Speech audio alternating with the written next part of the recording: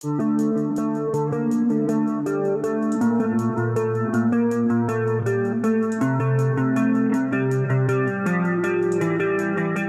pesawat tempur Rafale asal Prancis telah tiba di tanah air sejak 23 Januari 2026. Kedatangan ketiga pesawat tempur ini menunjukkan babak baru modernisasi alat utama sistem persenjataan TNI Angkatan Udara. Pengiriman 3 jet tempur ini merupakan tahap pertama dari total 42 unit yang dipesan Indonesia. Rafale diproyeksikan memperkuat Skadron 12 yang berbasis di Pekanbaru, satu lokasi strategis yang menjadi garda terdepan pertahanan udara di wilayah barat Indonesia. Kepala Biro Informasi Pertahanan Kementerian Pertahanan Riko Sirait mengatakan, proses serah terima secara administratif dan teknis telah diselesaikan. Kehadiran Rafale diharapkan mendongkrak kemampuan tempur matra udara secara signifikan. Rafale tersebut merupakan pesawat tempur generasi 4.5 atau Omnirol dengan kemampuan banyak misi dalam satu penerbangan, mulai dari pertahanan udara, pengintaian hingga serangan darat dan laut. Pesawat tempur bermesin ganda M88-2 ini dilengkapi radar AESA RBA-2 yang mampu melacak banyak target sekaligus dalam jarak jauh. Rafale memiliki fitur unggulan lainnya yakni sistem peperangan elektronika yang mampu mendeteksi, mengidentifikasi, dan melumpuhkan ancaman musuh secara mandiri. Dari sisi persenjataan, jet tempur ini didesain mampu membawa rudal jarak jauh Meteor dan rudal jelajah Scalp.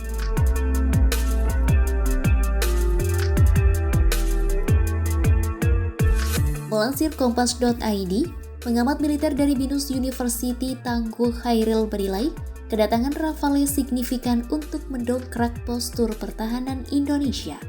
Menurut Tangguh, Rafale menjadi jawaban atas kebutuhan modernisasi armada tempur TNI Angkatan Udara yang selama ini mengandalkan F-16 dan Sukhoi. Kemampuan Rafale disebut setara dengan pesawat tempur andalan negara tetangga seperti F-15E milik Singapura, Su-30 MKM Malaysia, atau Gripen milik Thailand. Mengenai catatan peta kekuatan kawasan yang dinamis, Tangguh mengatakan Singapura telah memesan jet tempur generasi kelima yakni F-35 buatan Amerika Serikat dengan teknologi di atas generasi 4.5. Meski begitu, kehadiran Rafale di Indonesia tetap memberikan efek gentar yang dibutuhkan untuk menjaga kedaulatan.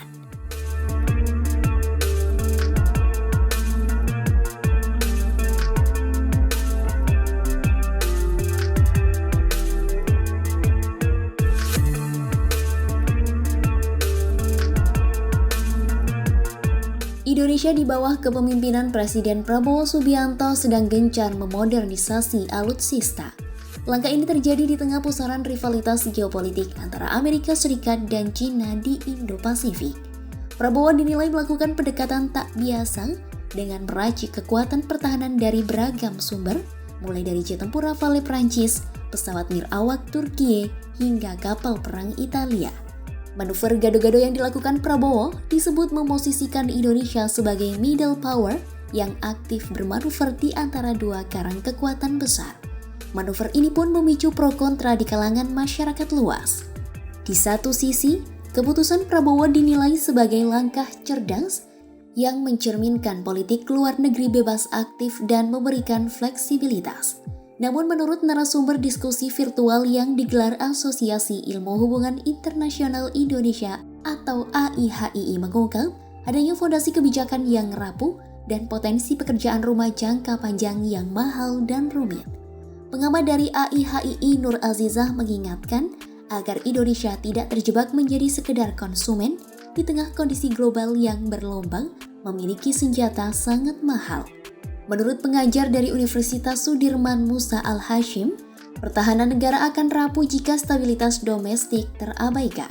Ia menekankan bahwa ketimpangan ekonomi dan sosial bisa memicu persoalan yang mengancam pertahanan dari dalam.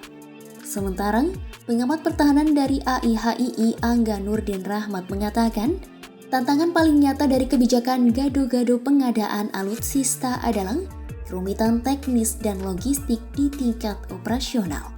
Masalah utamanya yakni interoperabilitas atau kemampuan berbagai sistem senjata yang berbeda untuk saling berkomunikasi dan bekerja sama secara efektif di medan pertempuran.